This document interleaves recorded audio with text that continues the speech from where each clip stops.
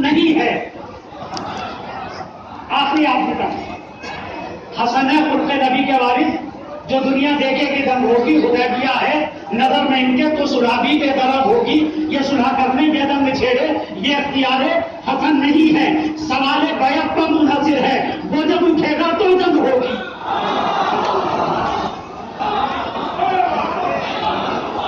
جواب بھیجے گا محمد آل محمد.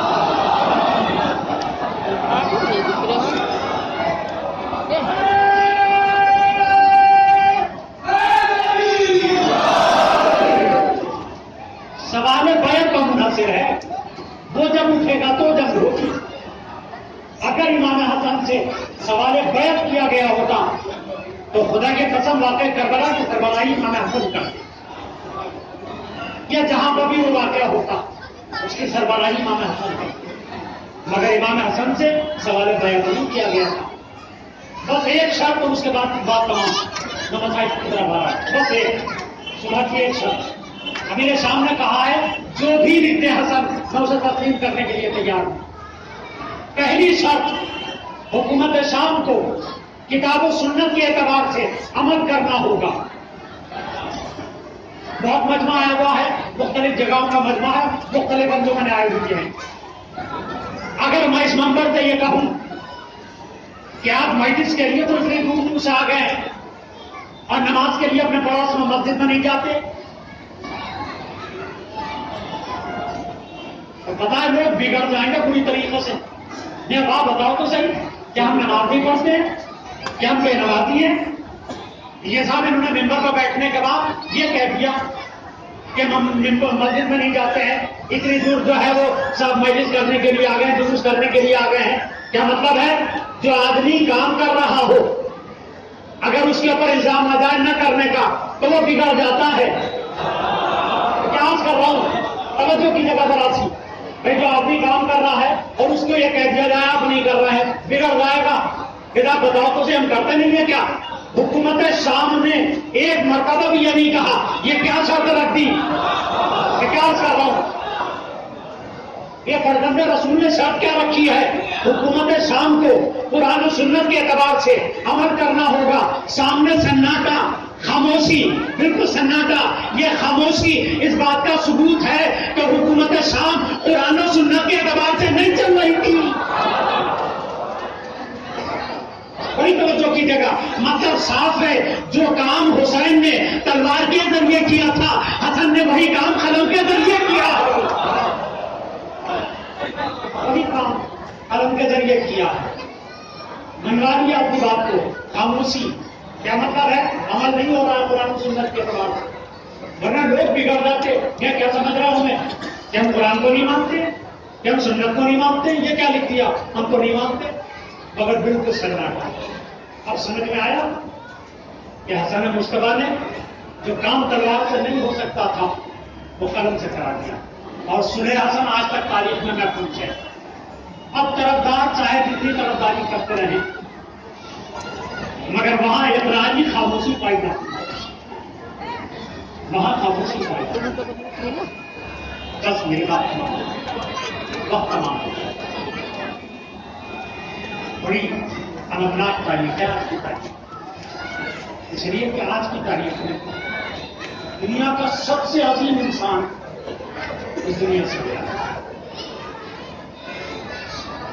سب سے عظیم انسان جو اگر نہ ہوتے تو کچھ نہ ہوتا. ان کے وجود کی برکت سے سب کچھ. انہوں نے حیوان سے بدلوں سے انسان بنایا، انسانوں کو مسلمان بنایا. لوگ کہتے ہیں آپ کیوں روکتے ہیں؟ ہمارے عام آدمی کا مردار تو جنازے میں بہت لوگ ہوتے ہیں. اور وہ نبی کہ جو سب سے بڑے نبی ہیں ان کے جنازے میں 11 یا 13 آدمی. لڑکیاں نہیں ہے تو اور کیا ہے؟ 11 یا 13 آدمی بس.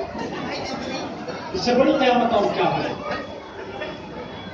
آپ کو معلوم ہے کہ حکم شریعت ہے جنازے کو دفن کرنے میں جلدی کرنا چاہیے. ہمارے غیر امام نے جو امام مومن کی علامتیں بیان کی ہیں اس میں ایک علامت یہ بھی بیان کی کہ جنازے کو جلدی دفن کیا جائے. لوگ کوشش کرتے ہیں کہ جلدی پہنچ جائیں. یہ نبی کا جنازہ ہے تو لوگوں کے انتظار میں. یہ قیامت نہیں ہے اور کیا. ہمارے محلے میں اگر کسی کے یہاں موت ہو جائے تو بس ہمیں اطلاع ملتی ہے، ہم فوراً چلے جاتے ہیں. کسی کے یہاں موت ہوئی ہے اس کا بھروسہ کرتے ہیں دکھا ہوا ہے. لیکن ہائے نبی کی بیٹی جس کا باپ نبی اعظم ہو، رسول اعظم ہو، اور اس کے باپ کے جانے کے بعد لوگ آئے تو تھے مگر تسلی دینے کے لیے نہیں آئے تھے، دروازہ جلانے کے لیے آئے تھے. دروازہ نبی کی بیٹی کو گرانے کے لیے آئے. کہیں ایسا ضرور دیکھا ہے کسی؟ اس سے بڑا ضرور جاتی کیا ہو.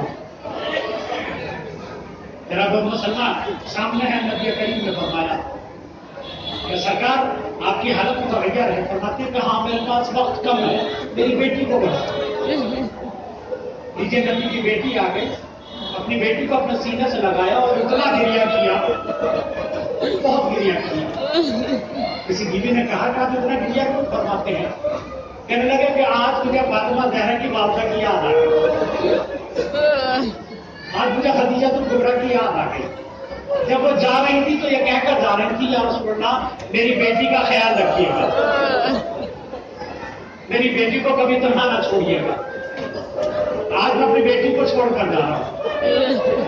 روتے روتے آگ لگ گئی. باپ کے جانے پر بیٹی کے جانے پر باپ کا سر. کسی نے دستک دی، بیٹی نے سوال کیا کون؟ آنے والے نے کہا کہ مجھے نبی سے ملنا ہے، ملاقات کرنا. کہ میرے بابا کی حالت اچھی نہیں ہے، میرے بابا بیمار ہیں. آنے والا خاموش ہو گیا. پھر دستک دی، پھر سوال کیا کہ مجھے نبی سے ملاقات کرنا ہے. میں تجھ سے کہتی ہوں میرے بابا بیمار ہیں. تیسری مرتبہ جب اس نے دستک دی تو بس بیٹی کی آنکھوں میں آنسو آ گئے. نبی کے رخسار پر آنسو گرے. ایک مرتبہ گھبرا کر آنکھ کھل گئی. کہ میرے لال کیا بات ہے، میرے جیتے تو تیری آنکھوں میں آنسو؟ بابا پتہ نہیں کون ہے بار بار آواز دیتا دستک دیتا ہے. کہ میرے لال یہ تیری عظمت ہے کہ ملک الموت اس سے اجازت طلب کر رہے ہیں.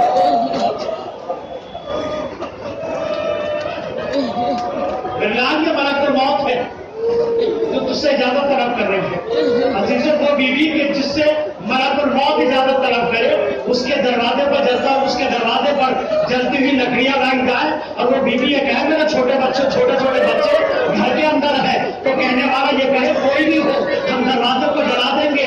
خالی دھمکی نہ ہو بلکہ دروازے کو جلا دیا جائے، جلتا ہوا دروازہ گرا دیا جائے، محسن کی شہادت واقع ہو جائے. عزیزوں تاریخ نے بتایا امام حسن کے سامنے جب وہ لوگ آتے تھے جنہوں نے جلتا ہوا دروازہ جناب سیدہ کو گرایا تھا تو امام حسن کو موڑ لیا کرتے تھے. کسی نے سوال کیا حضرت رسول یہ آپ کیا کرتے ہیں؟ کہ جب میں ان لوگوں کو دیکھتا ہوں تو مجھے اپنی ماں یاد آتی ہے، مجھے جلتا ہوا دروازہ.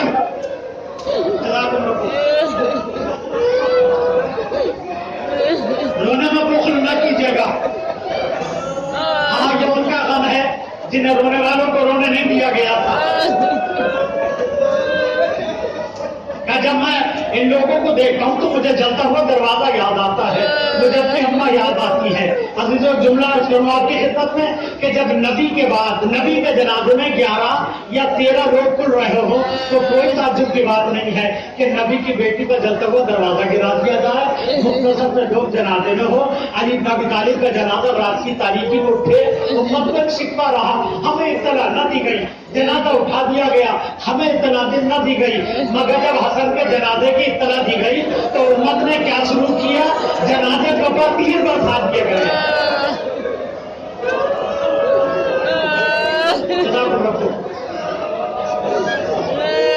ہمیں اطلاع نہ دی گئی. فاطمہ کا جنازہ کب اٹھا ہمیں پتہ نہیں چلا. علی کا جنازہ کب اٹھا؟ ہاں آل محمد میں پنجتر میں یہ پہلا جنازہ تھا جس کی اطلاع دی گئی تھی. اطلاع کا نتیجہ کیا ہوا آپ کو معلوم ہے؟ زہر کہاں سے آیا تھا وہ بھی تاریخ نے لکھا، اور اتنا کاری زہر تھا کہ کلیجے کے ٹکڑے ہو گئے. وہ ٹکڑے منہ سے آنے لگے کہ میرے بھائی حسین کو بلا دو. جب بھائی بھائی کے قریب آیا، طرف کر پوچھا میرے بھیا یہ کس نے کیا ہے؟ کہا حسین میرے پاس وقت کم ہے۔ بھائی کا بھائی کو سینے سے لگا دیا، اسرار امامت منتقل کیے، اسرار الہی اور امانت الہیہ امام حسین کے حوالے کی، اور اب اس کے بعد وہ رونے لگے تو بھائی نے سوال کیا بھیا آپ روتے کیوں ہیں؟ تکلیف کرنے مجھے کربلا یاد آ گئی، میرے پاس تو تو موجود ہے لیکن تیرے پاس کوئی موجود نہ ہو۔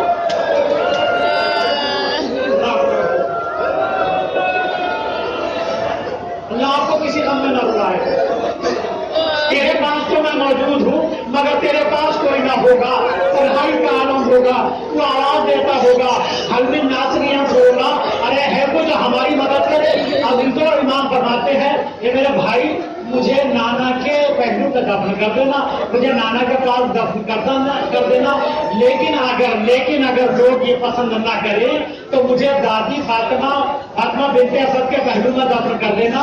لیجیے حسین بھائی کا جنازہ لے کر چلے ہیں، کسی نے شیطان کے کان میں سور پھونک دیا کہیں ایسا نہ ہو جائے کہ نواسہ رسول وہاں پر دفن ہو جائے۔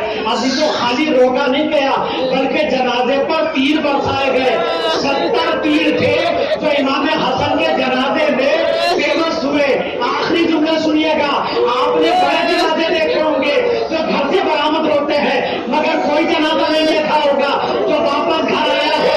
یہ تاریخ کا ایک جنازہ تھا جو گھر سے گیا بھی تھا واپس بھی آیا تھا، مگر ایک گھر تھا جب جنازہ گیا تھا کفن سفید تھا مگر جب واپس پلٹا خون میں تر تھا، بہنیں تیر نکالتی جاتی تھی، بھائی کو روتی جاتی تھی۔ یہ زینب کا مقدر تھا، ایک بھائی کے جنازے میں تیر دیکھے تھے، ایک بھائی کا جنازہ تیروں پر دیکھا تھا، بہن آواز دیتی تھی ارے پسرے صاحب میرا بھائی مارا جاتا۔ یہ بھائی حسن تھا، وہ بھائی حسین تھا۔ حسن کو زہر سے شہید کیا گیا، حسین کے گلے رجت کا خطر پھیر دیا گیا۔